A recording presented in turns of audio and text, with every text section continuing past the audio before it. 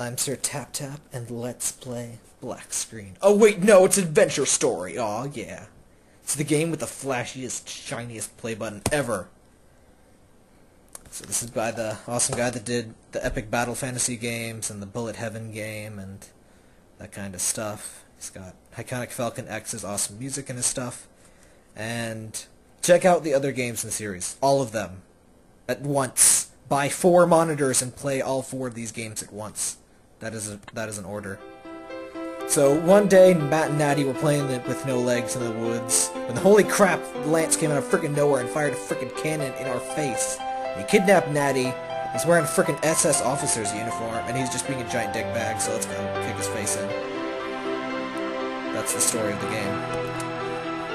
Art design and programming by Matt Rasak, aka Kupo707. Music by Iconic Falcon X. Sponsored by Congregate.com. Special thanks to Joe and Jose Jaculio. Inspired by Maple Story, Cave Story, and Zelda 2 Story. So, options. I am playing on low because I have had some issues. And I'm using my controller. The game recommends you use a joypad, or gamepad, whatever you call those things. And I'm using my PS3 controller as I normally do. So, I definitely recommend using a gamepad. Because it's a action platformer, like a fighty platformy thing. And I really do like the tutorial level. It's very nicely put together.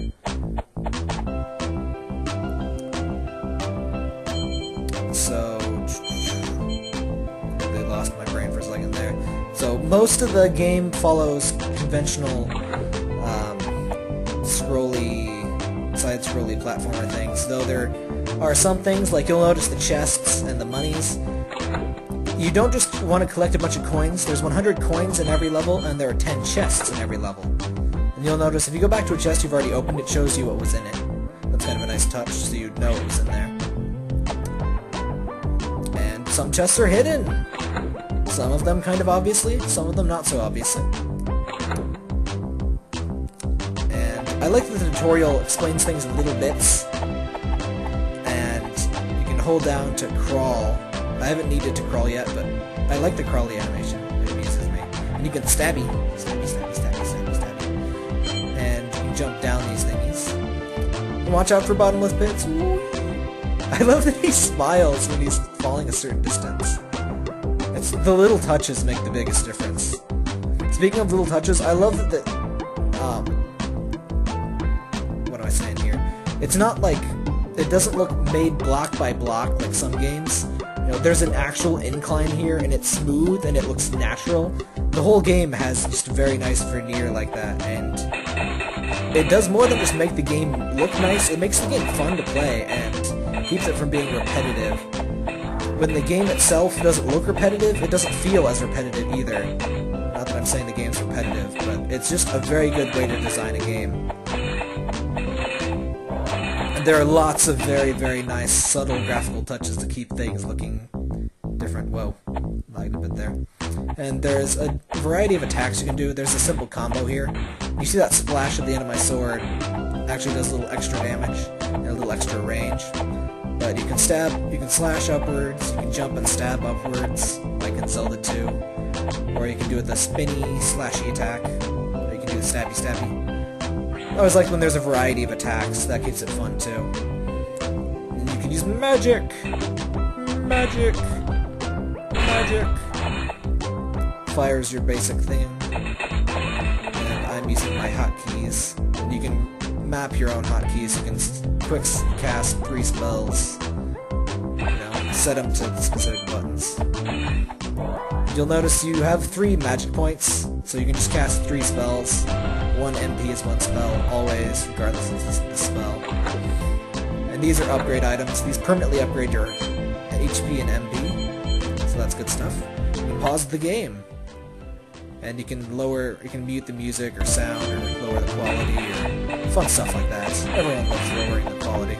It's good times. And there's no legs! No legs is always at the end portal.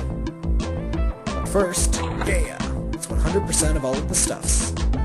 Get all the stuffs. Level complete. Yeah! You'll notice we got a bullet heaven sort of menu here. First, let's go to the shop. We've got spells. Spells. Heal. Instantly recover some HP.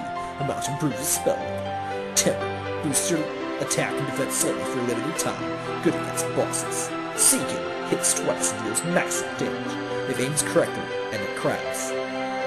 Good against stationary slow foes. Ice. Deals low damage but freezes enemies for a while, making them harmless and motionless, respectively. Fire. Deals moderate damage and burns foes, lowering their defense temporarily. Bolt. Deals high damage with no special effects at all. Ever. We're gonna get healed, because we want to not die. And if there's one spell I actually remember to cast, it's the Don't Die spell. I generally don't bother to cast attack spells. Oh, and medals. There are achievements in this one, and you can click to learn more about it, which I really like that he does that. Collect medals to boost your self-esteem.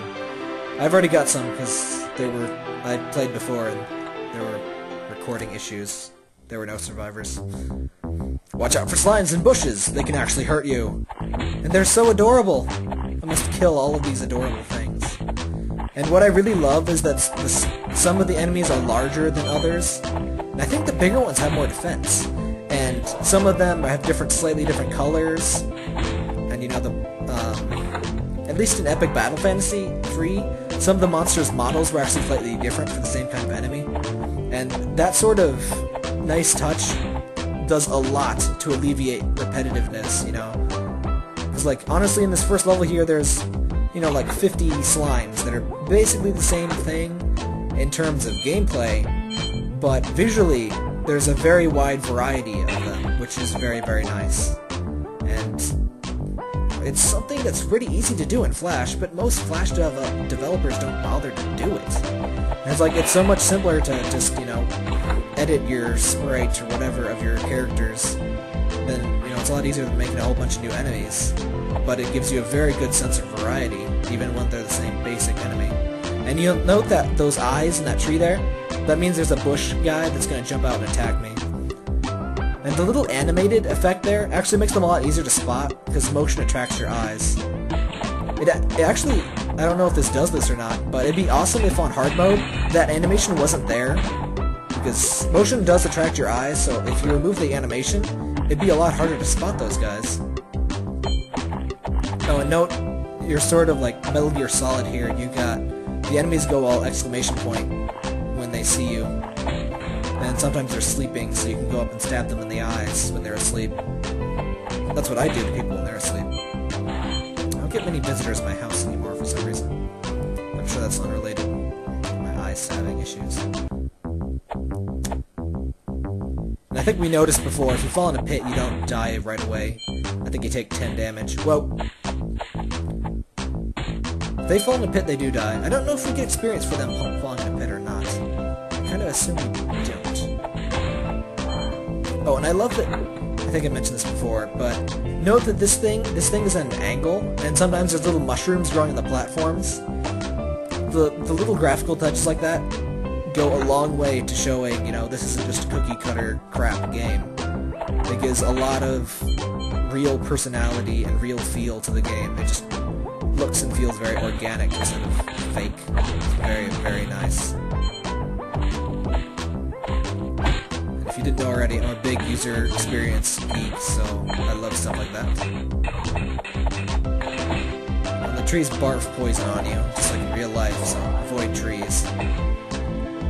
Oh, and this explains how you can, by holding jump and attacking an enemy like that, you know, from above, you can bounce off them, which can get you to higher places than you normally would get. And I love that the game forces you to do this in the tutorial.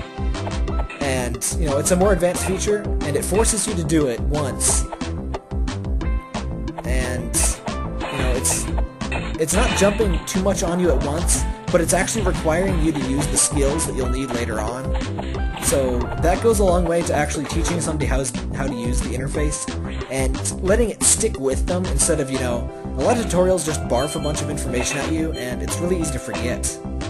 And that results in lots of crap, like forgetting everything the tutorial teaches you, because the tutorial is just a massive wall of text, and there's zero application of what you learn. So this is the example of how to do a tutorial well.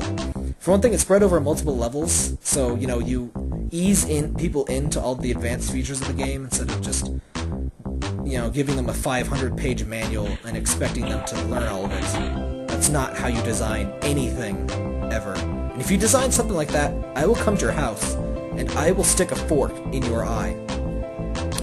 Anyway, let's hug a kitty. Calm down, hug the kitty. Oh, oops. I pressed too many buttons. A nice thing is that the game actually has a little pop-up that says, you got a new equipment. But I spammed buttons too fast and you didn't get to see it. But yeah, the game notifies you when you get a new equipment item, so, you know, if you got an item and you forgot about it, it'll show you when you can next equip it. So that's a nice little reminder. And we got the Knight Helm, which gives us more HP, but we don't really need that right now. By the way, your stats are on the equipment screen, in case you couldn't find it. We're at level 4, which means we got 31 hearts, 9 stabbies, and 9 stars. So that's good stuff. And, oh, one thing I almost forgot about. When you replay a level, the coins you previously collected are silver instead of gold. And the ones you haven't collected are still gold, so you can easily tell which ones are new and which ones aren't. And the chests are also open already, but you can still see what's inside them. So that's very nice for replay, so you can easily see what's new and what's not. Also, one last thing about replay. Let's just leave this level. I don't want to play it anymore. But look, it remembered! It frickin' remembers immediately when you leave a level what crap you got. It remembers your progress immediately, which is very nice, and all Flash games should do this forever. But most don't, which sucks. Because if there's one thing I hate in a frickin' little tiny browser Flash game, it's having to manually go and frickin' save for something like this, where all progress is completely linear. You know, because I can replay this game anytime I want, so I shouldn't have to worry about save files. But if you want, you can delete your save progress manually. Which, by the way, I've had to do 4 times, but that's my recording software's fault. You can turn off the background if you want things to be ugly, or if your computer is slow, or both. But yeah, next time we play Towering Mushrooms. Go play this game, the link is in the description, or you can just search for Adventure Story, just in Google, maybe. Search on Congregate.com for Adventure Story, and play the game, like now. Now!